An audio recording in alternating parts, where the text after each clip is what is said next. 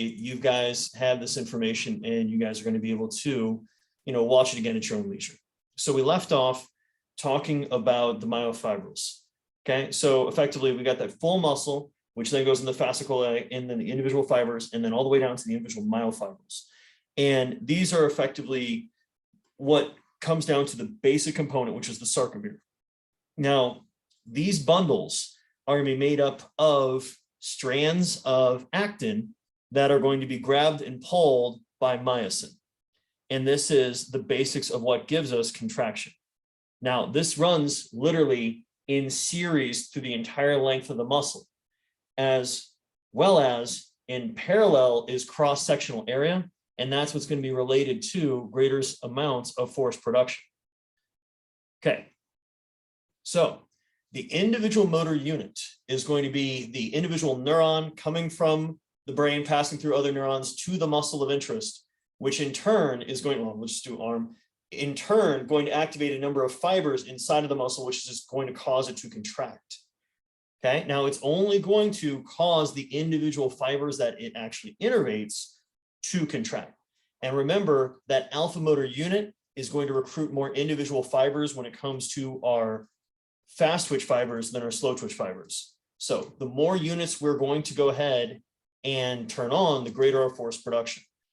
So the point of which that we get this wonderful essential recruitment, and we're going to talk about action potentials in a little bit, is coming through the neuromuscular junction. And this is literally where we have the axon terminal for that motor, or sorry, for that axon of the motor unit coming to the actual slight, I should say, invagination of the muscle fiber itself, where the release of acetylcholine is going to cause those muscle fibers to contract if we make it all the way to the threshold. So this is the example of just sending a single stimulus is going to cause a muscle to twitch. This maybe happens when you guys are laying down. You might find a muscle twitching. This is completely normal. Now, when we send more twitches before the muscle can fully relax, we're going to get a summation of force. And then if we send more stimuli in a row without taking any gap, we're going to get what's known as tetanus, and that's going to be our maximal force production. And this in turn is obviously going to cause us to either generate more force or move faster than we would have otherwise. Now, the way that muscle contraction works, and this is something that's going to come up multiple times in the class, so please feel free to ask questions, but it's going to be something you guys need to make sure that you understand, is going to be via these steps. So the first thing that happens is there's that action potential that goes down the neuron, okay, gets to the axon terminal, which is, this is the axon terminal, the end of that neuron. Now, this is where it's going to release what's known as acetylcholine from these vesicles. So this acetylcholine is going to float across the neuromuscular junction and bind to the acetylcholine receptors on the plasmalemma, okay? This in turn is going to cause sodium to rush into the cell, which is going to bring up the baseline. Once it goes up high enough, it opens what's known as the voltage-gated channels. This in turn is going to now cause this action potential to keep opening the voltage-gated channels that go down across the sarcolemma. So essentially the exterior of those muscle cells. This is going to occur in very, very rapid succession. Now, this action potential is going to travel down those T tubules, where that's going to be the holes that run their way through the entire muscle, and then go into the sarcoplastic reticulum. Now, once inside of the sarcoplastic reticulum, it's going to cause calcium to be released into the sarcoplasm. When this occurs, calcium is going to bind to a protein known as troponin. When it binds to troponin, troponin is going to pull tropomyosin off of its blocking of the active sites on actin. At this point, now myosin can grab hold of actin and cause a contraction. Now, this contraction is going to effectively ratchet its way down the actin. So it grabs it, pulls it forward, grabs it, pulls it forward, grabs it, pulls it forward, and is going to do so as long as those sites are available and there's ATP to cause that contraction to occur. Now, this is why we see the actin strands move closer to one another. So that's the muscle shortening. Okay, and that's obviously something that we're looking to do because muscles are producing that force. Now, the cross bridging itself is going to occur when actually ATP, so the myosin's grabbed hold, ATP is going to come in and cause it to actually to relax and spring back and hydrolyze. At that point, myosin is going to grab and ratchet forward until the next ATP comes in, cause it to relax, essentially pull back and grab and go forward again.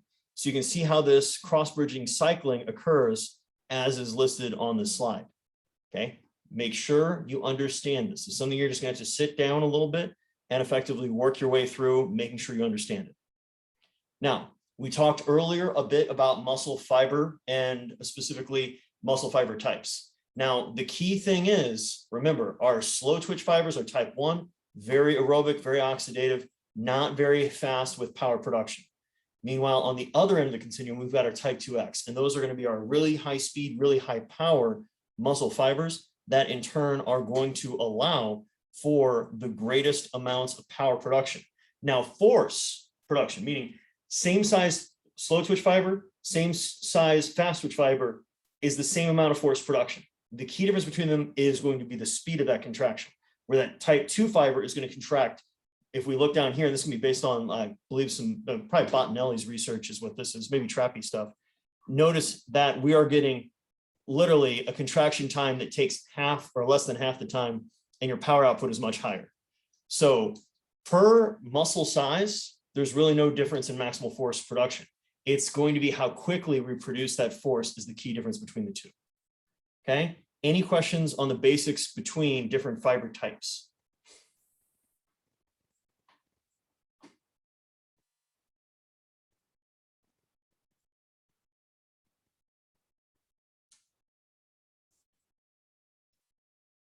Okay. Now, an important thing to understand, guys, is it's not like you have fibers, all your fibers are either purely type 1, purely 2A, or purely type 2X. We have a lot of what is known as hybrid fibers.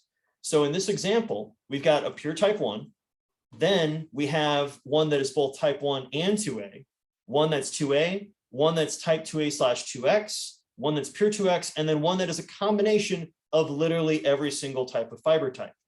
Now, this is really important because what we're going to get is based upon how we train, we're going to see a shifting in these fiber types. So if we're going to have someone do a lot of long distance running, how do you think these hybrid fibers, the 1/2A, the 2A/2X, and essentially the hybrid of all three fiber types, how do you think they're going to shift with time? What do you think is going to happen if we have somebody do a lot of aerobic style training? What are we going to see this shifting towards?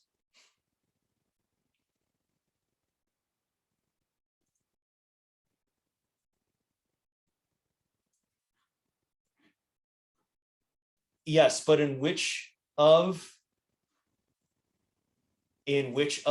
those types of hybrid fibers?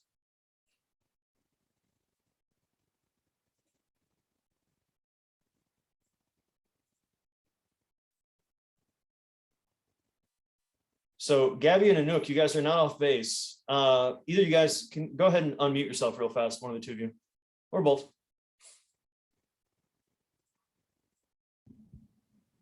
Okay, so Gabby, when you say more type 1, which of those fibers are you talking about? The slow twitch type. Yes, that's what you're definitely converting more to the long for the aerobic training, absolutely. But notice the 2A/2X, can they actually convert over to type 1? Yes. Can they? No. Wow. No, and that's okay. That's okay. So which of these two fiber types is probably going to be the better one to have for a long distance runner? The 2A. Yes. So the key is all of these fibers. So like this hybrid one is going to convert to type 1. This hybrid one is going to convert to 2A, and then this hybrid is going to convert to type 1. So you and Anouk are not wrong. The key is we need to think a little bit more granular. Does that make sense? Yes. Okay. So now the next question for everybody is effectively, if we have someone do a lot of strength power style training, what fiber type do you think you see how do you think you see someone transition? And this answer is probably going to mess with some of you guys.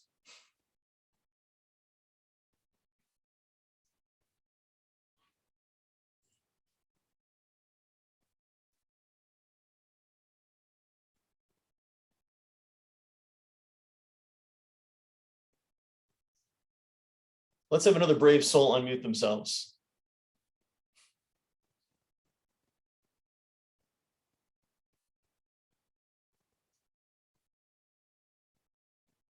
Okay, looks like we're just going to call on names. So Jake, go ahead and unmute yourself when you get a second. Okay. So we'll start off with one that's really easy. How do you think the type 1/2A is going to convert if we do a lot of power style training? Like, how would they convert into the power style training? Yeah, so like if you have this hybrid fiber, which way is it going to shift due to that training? It's going to shift a little bit easier than it would if it was going from power training to the distance. It's not so much easier, but which direction? Pick a direction. To the right, so towards the 2x. Yes. Now, see, that's the thing that's interesting. And that's what a lot of folks think. High power training actually converts you more to 2A. So you actually lose your 2x as well. Unless you happen to have pure 2x, which is you won the genetic lottery when it comes to being a sprinter and otherwise. But that's the weird thing that most people don't realize. But you're absolutely correct. The type 1/2A fibers are going to convert more to 2A, but all your other fibers are also just going to convert to 2A, and you actually start to lose the 2x hybrid fibers, that is. So, which is the weirdest thing, because then, you know what actually the best way to increase the amount of 2x fiber you have is? No, I do not. That's okay. That's okay. Take a wild guess.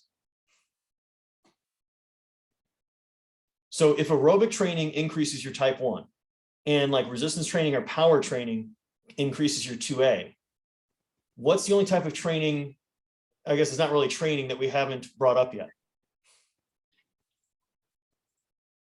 Oh, that's a good question. I'm not too sure, actually. That's okay. It's the weirdest thing, guys, but the way to actually increase your type 2X is to be sedentary, to be incredibly lazy. Because the human body, the muscles are effectively trying to maintain power. So you see actually converting to 2x when people are effectively becoming really, really sedentary, or they're kind of immobilized in a cast, etc.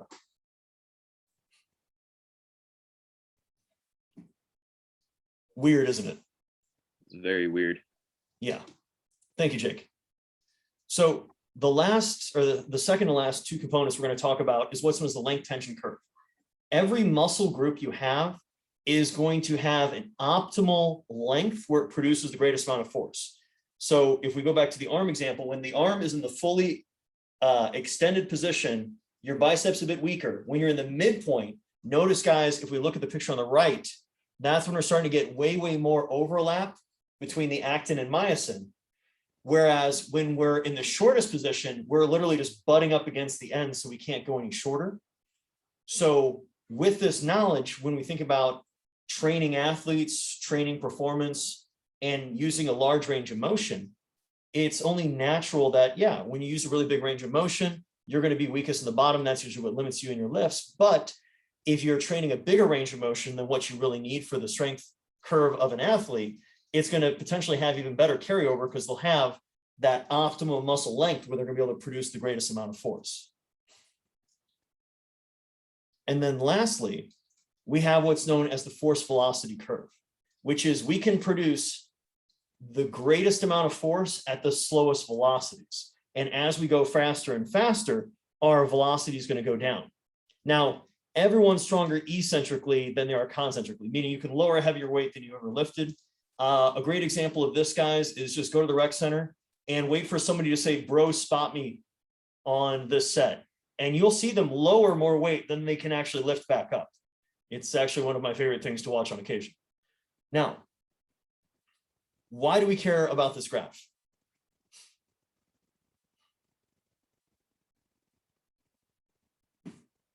Why do we care about this graph?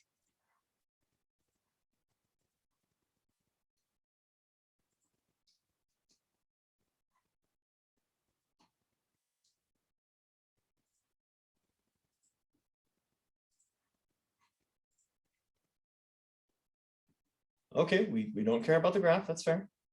That's fair. I can own that. I'm smiling behind the mask. You just can't see it.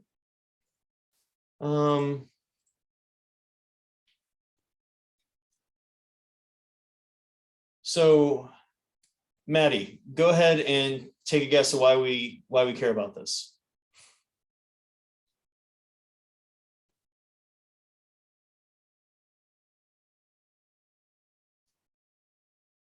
Unmute yourself whenever you're ready. Did you say Maddie?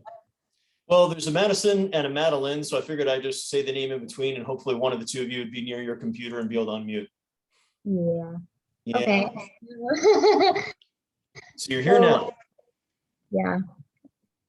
So I feel like the chart is important because it allows you to see your maximal isometric force for what you're trying to accomplish.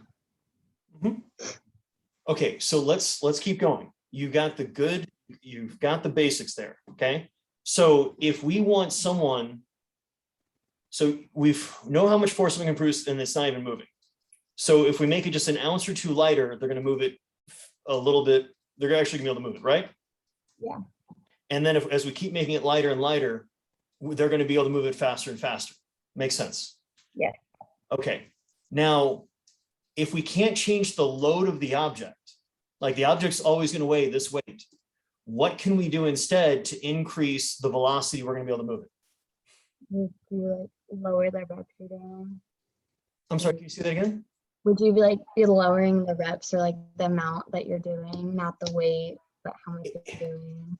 Okay, now we're going to get to ways to program effectively later, but for now, Okay. once again, so we're saying that you're just trying to, let's say it's a shot put, and we're trying to get you to throw that shot put as far as possible. So it's only a one-off. We don't have to worry about muscular fatigue, which is another good thing to bring up. So what can we do to increase how far you can throw that shot put? Mm.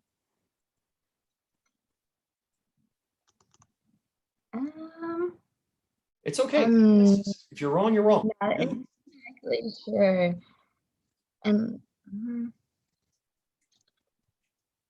yeah, I'm not 100% sure. Don't worry about it. Let's work through it together, okay? So the shot put weighs, we're going to have a hypothetical person. The shot put weighs 16 pounds, okay? They can only press 15 pounds. Can they actually even throw that shot put? Did you say no? Yes. Absolutely. They're not strong enough to throw the shot put, okay? So now, if instead of lifting only 15 pounds, they can lift 30 pounds, are they now strong enough that they can lift the shot put and maybe push it a little bit away from themselves? Yes. Okay, so the equivalent is they would have moved from being here to about here on the curve. So now let's say they can press 150 pounds. Do you think they're going to be able to throw the shot put even further than when they could only lift 30 pounds? For sure. Because notice now we're at a smaller fraction of their maximal force. So then we're going to, I don't know, put them on, I wouldn't even say steroids, like whatever the Hulk's taking, and they can press 1,500 pounds. Do you think they're going to be able to launch that shot put? Yes. Indeed. That's one of the big things to think about and why this force velocity curve matters, which is certain things, like if you're going to throw the shot put always weighs the same. You don't really have a choice in the matter. Now, when it comes to athletes, we can obviously get stronger. That's one way to get faster. What's another thing that we could do based upon just understanding this curve to help make an athlete faster? Yes, sorry, Austin beat you to it. He put it in the chat. Just get lighter. Now, does that always work? Can you always get lighter? No. Exactly. No, you can't. At a certain point, like you're nothing but essentially muscle, bone, and attitude, and probably hungry. So we can only strip the body down so far. Now, if you give me a person that's, got a body fat of 50%, like, okay, we got a lot we can shave off. But if you've got a pretty lean, pretty fit individual, you can't whittle it as much. So it's like at that point, we either got to find a way to make you stronger and keep you the same size, or really that's about it. So thank you, Maddie. Great job. Any questions, guys, about how we get muscles to contract, or effectively about the length tension curve, the force velocity curve, the different types of fiber types? Okay, so we're going to try to go into a breakout room now, and we're going to see how this goes. So effectively in the chat, I want you guys to throw out some random sports of your own choice. Pick whatever sports you want.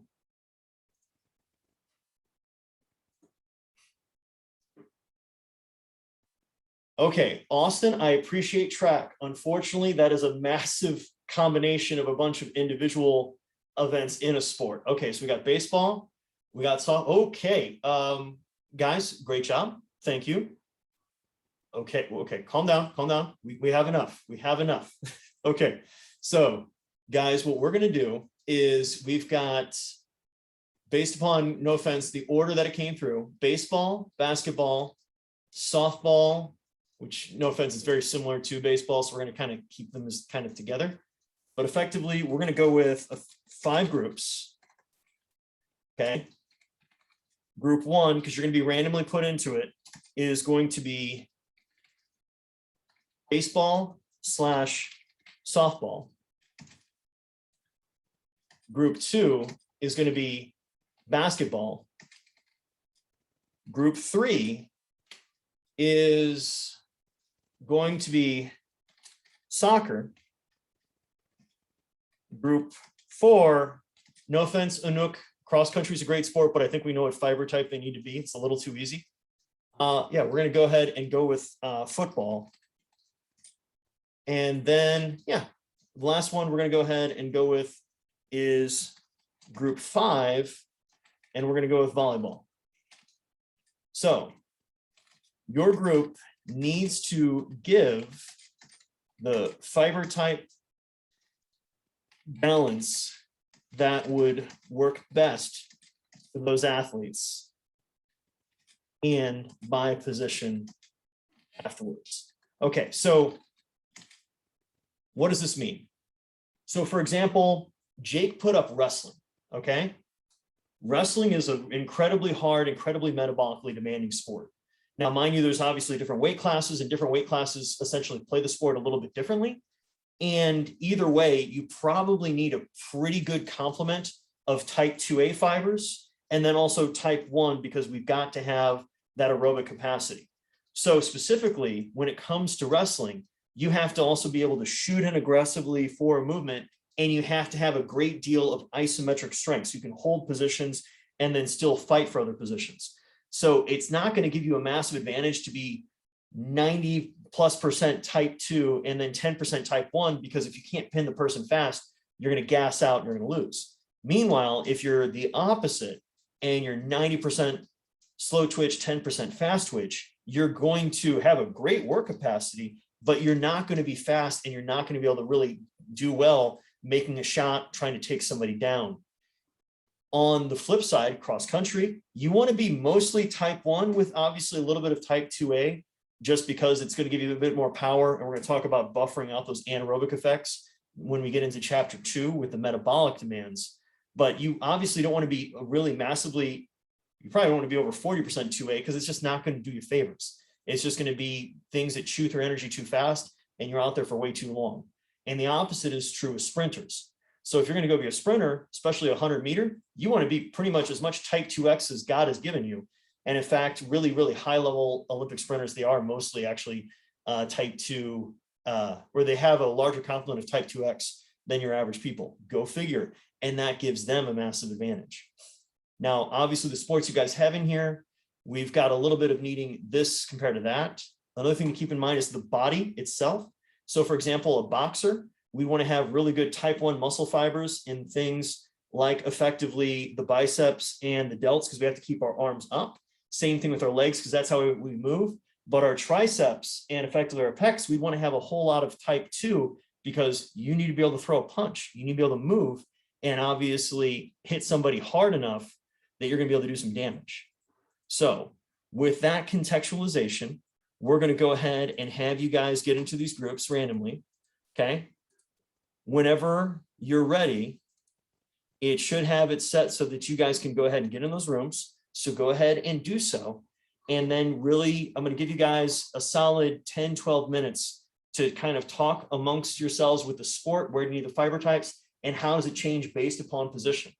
So soccer, think about the difference between being a forward, a midfielder, a defensive person, and a goalie. Same thing when we're thinking about pitchers and catchers in softball, baseball compared to being a fielder, and so on. So have fun, guys. I'll see you guys back in 11, 12 minutes.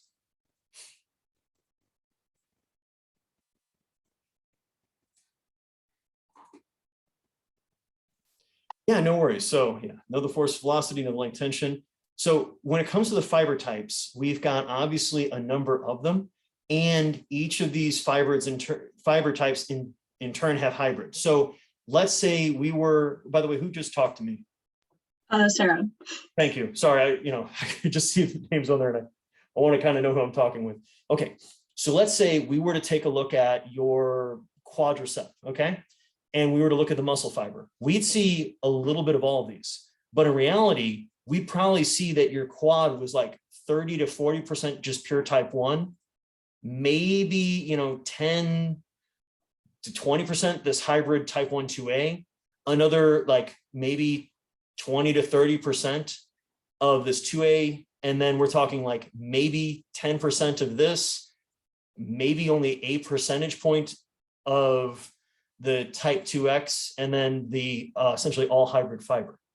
And so the good thing about having these hybrid fibers is it gives us a certain amount of plasticity, meaning we can change and adapt to the demands placed upon us. So let's say, for example, you were born with the same like speed genetics as Usain Bolt, but you grew up in a culture that only values marathon runners or long distance runners. Are you ever going to be good at that sport? Probably not. Or marathon and running. Yeah. Yeah, No. marathon running. Yeah. No, you're going to be laughed at. You're going to be made fun of, like, oh, you're so fast for barely a little bit. And then after that, you fall apart. So in reality, most of us are more of like kind of 50-50 of fast and slow, and then training can kind of get us to bend the needle one direction or the other.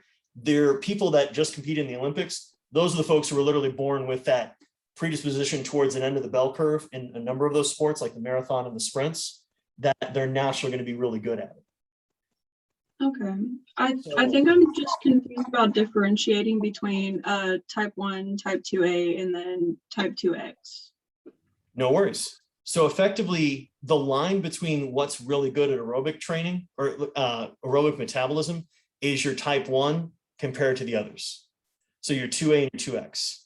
Now, the key difference between your 2A and your 2X is your 2A still has a little bit more of an ability to use aerobic metabolism, and it's going to effectively fatigue out a little bit slower effectively than whenever it comes to our type 2X.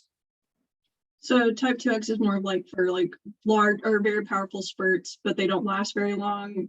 2A is like fast, but like it kind of mellows out. There's more time than 1A is like really long durations of like a lower power source kind of.